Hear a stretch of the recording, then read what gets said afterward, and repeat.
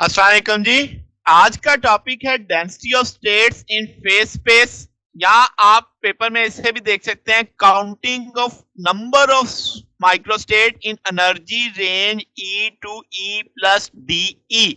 तो हम देखेंगे कि कैसे ये डेरिवेशन की जाती है, कैसे रिजल्ट्स लाया जाता है। तो मेन टॉपिक हुआ density of states in phase space. Let's say हम कहते हैं पार्टिकल एक्स डायरेक्शन में चल रहा है, मूव कर रहा है।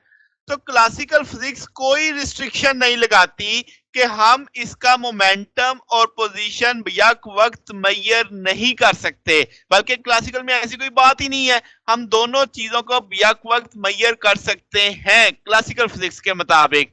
तो आपके पास जो अनसर्टेनिटी है, यानी जो गैर यकीनी है, यानी आपके पास पोजीशन में बदलाव और मोमेंटम में जो बदलाव है, वो हम उतना ही कम कर सकते हैं जितना हम चाहें।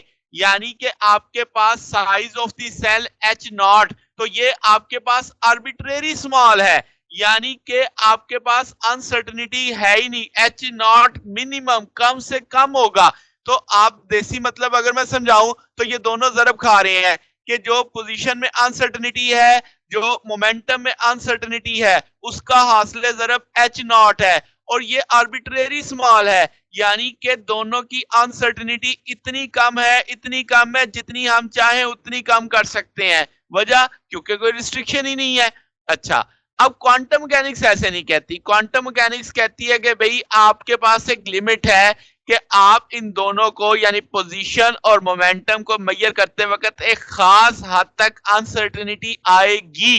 तो उनकी अनसर्टेनिटी के मुताबिक कि जो पोजीशन और मोमेंटम की अनसर्टेनिटी है वो आपके पास एच लाजमी होगी। तो इसका मतलब एच नॉट से बड़ा हुआ, तो या इसका मतलब ये अनसर्टेनिटी एच जितनी होगी या एच से ज्यादा होगी। एच यहाँ पे प्लैंक्स कांस्टेंट है। बात समझ आ गई? तो अब आपको क्लासिकल फिजिक्स और क्वांटम फिजिक्स में एक फर्क समझ आ रहा है। तो सब डिवीजन जो होगी फेज सेल की, जो into volume less than H, वो फिजिकल मीनिंगलेस है। यानी लास्ट लेक्चर जैसे मैंने आपको बताया था कि अगर आप एक एक्सिस ड्रा करते हो और उसके अंदर वॉल्यूम डिवीजन कर लेते हो, तो आपके पास जो सेल होगा वॉल्यूम का वो एच से छोटा नहीं हो सकता। उनका हासिल जरब एच के बराबर मिनिमम आएगा। इससे छोटा होने के कोई मायने नहीं है, हमारे पास उसका मुमकिन ही नहीं है। तो अगर मैं कहूं कि एंटायर फेज को हमने बहुत छोटे छोटे वॉल्यूम ऑफ एलिमेंट्स में डिवाइड कर लिया है, और एलिमेंट ऑफ वॉल्यूम जो फेज स्पेस में है उसे हम क्या नाम देते हैं? सेल का नाम देते हैं। तो volume of one phase space cell क्या होगा? D x D Y d z d p x d p y. तो इससे हम इस तौर पे एच क्यूब भी लिख सकते हैं। तो ये वजह आपको क्यों लिख सकते हैं वो नीचे अब आप देख सकते हैं कि हाइजेनबर्ग अनसर्टेनिटी प्रिंसिपल का इस्तेमाल किया है। तो अगर दो पार्टिकल हों जिनके फेज पॉइंट हम कहें कि वो एक एलिमेंट्री सेल के अंदर लाई कर रहे हैं, तो आप उनमें फर्क नहीं कर पाओगे। तो इसका मतलब जो फेज पॉइंट सेल के अंदर है वो सिंगल क्वांटम स्टेट को रिप्रेजेंट कर रहे होंगे। ठीक है, क्योंकि हम उनमें फर्क ही नहीं कर पाएंगे। तो अब अगली बात बढ़ी है मैं कि जो डिफरेंट क्वांटम स्टेट्स होंगी, तो वो इसका मतलब डिफरेंट एलिमेंट्स ऑफ वॉल्यूम को कॉरेस्पॉन्ड होंगी, क्योंकि सेम वॉल्यूम के अंदर तो आप फर्क कर ही नहीं पाएंगे फेज पॉइंट्स के अंदर। तो different quantum states different quantum volume में होंगी जो फेज स्पेस में होंगे। अगर हम कहें कि size of these element not less than H cube, बात समझ आ गई? यानी कि आपने जो वॉल्यूम का साइज रखना है वो एच क्यूब ही रखना है। फिर ये शर्त होगी, बुनियादी शर्त, और उसमें अगर ऐसा होता है तो different quantum states different elements of volume के कॉरेस्पॉन्ड देखी जाएंगी। ओके होगी बात? अच्छा, तो अब क्या है जनाब कि वॉल्यूम जो एच क्यूब है फेज स्पेस में, हम कहेंगे वो हर एक वॉल्यूम मुझे क्या बता रहा है? माइक्रोस्टेट बता रहा है पार्टिकल की। तो अब आपको अगर ये लाइन समझ आए तो वो जो शुरू में मैंने हेडिंग लिखी थी कि counting of number of microstate, तो अब आप जेन में आ रहा होगा काउंटिंग ऑफ वॉल्यूम। जो एच कट क्यूब जितना है वो बुनियादी तौर पे एक माइक्रोस्टेट को रिप्रेजेंट कर रहा है, उसको यानी अलॉट किया गया है। तो जैसे मैंने यहां पे लिखा कि elementary cell of phase space represent करेगा किस चीज को? माइक्रोस्टेट ऑफ पार्टिकल को। तो एलिमेंट्री सेल हमने किसे कहा था? जिसे हमने कहा था जो एलिमेंट ऑफ वॉल्यूम होगा फेज स्पेस में, जो एक पैच हमने देखा होगा, एक हिस्सा देखा होगा, तो वो एक माइक्रोस्टेट होगी। बात समझ आ गई? तो स्टेट ऑफ पार्टिकल को हमने स्पेसिफाई किया x y z p x p y, 6 हम जानते हैं फेज स्पेस के अंदर 6 कोऑर्डिनेट्स होते हैं आपके पास।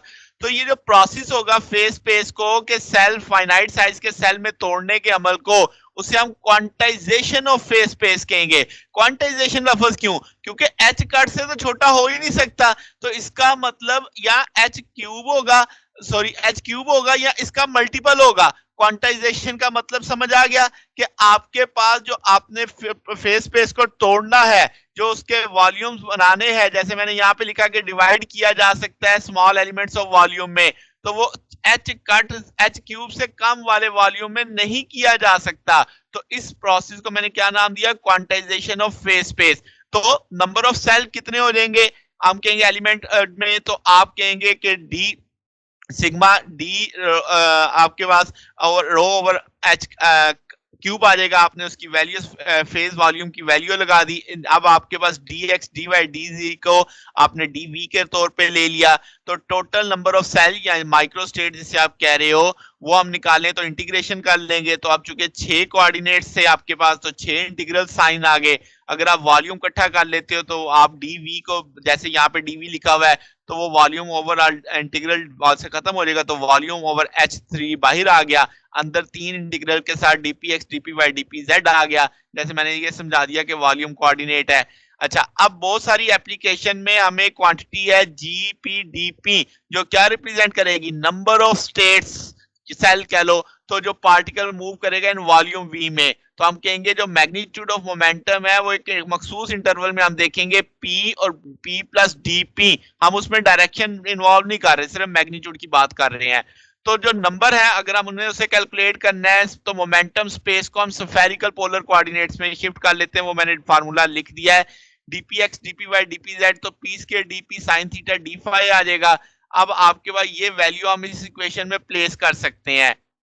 तो आपके पास ये v ओवर H3 बाहर आ गया, p dp आ गया, p स्क्वायर dp यानी sin थीटा 0 से पाई, d फाई 0 से 2 पाई। तो ये स्फेरिकल पोलर कोऑर्डिनेट्स का लेक्चर मैं लिंक पे दे दूंगा, वहां पे हमने मुकम्मल डिटेल में डिस्कस किया हुआ कि ये लिमिट्स कहां से कहां तक मुमकिन हो सकती हैं।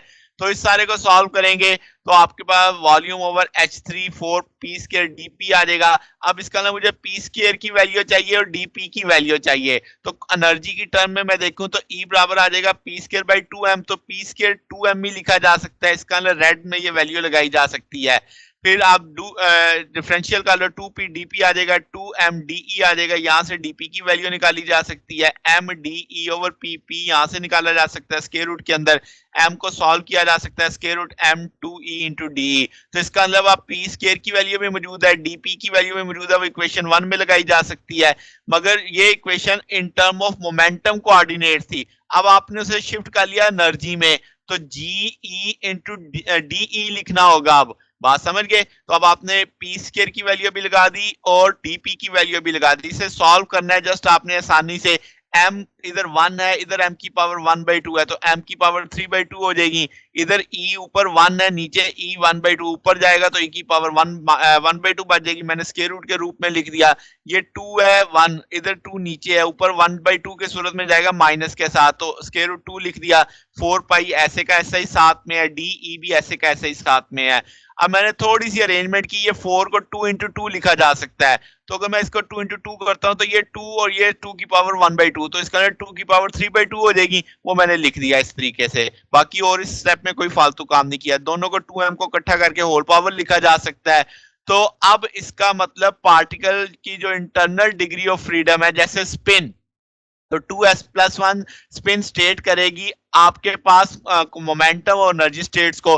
तो इसी टूल के साथ उसकी जो इंटरनल डिग्री ऑफ फ्रीडम को मैं मल्टीप्लाई कर दूंगा, वो जितनी भी होगी उसकी वैल्यू फिर से तय कर लेगी 2s+1। अगर मैं कहूं कि हाफ स्पिन पार्टिकल जैसे इलेक्ट्रॉन है, तो s की वैल्यू 1/2 होगी, मैं s की वैल्यू 1/2 लगा देता हूँ, 2 2 से कट जाएगा, 1 + 1 2 हो जाएगा, तो ये 2 2 से मल्टीप्लाई करके 4 हो जाएगा।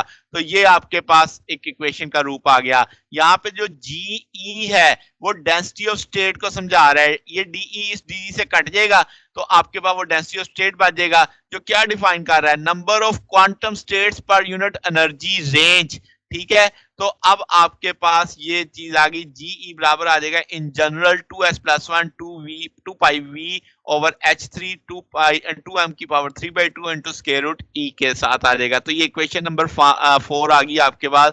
अब ये जो आई, ये density of states I in term of, या आपने इन फेस स्पेस से, फेस स्पेस की मदद से कैलकुलेट किया है। तो ये हमारा आज का टॉपिक था। अगर आपको इसको में कोई बात पूछनी हो, डाउट हो, तो नीचे कमेंट्स में पूछ सकते हैं।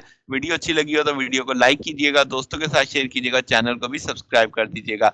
अब तक के लिए इतना ही, बाकी इंशाल्लाह फिर नेक्स्ट देखेंगे। ओके, अल्लाह हाफिज।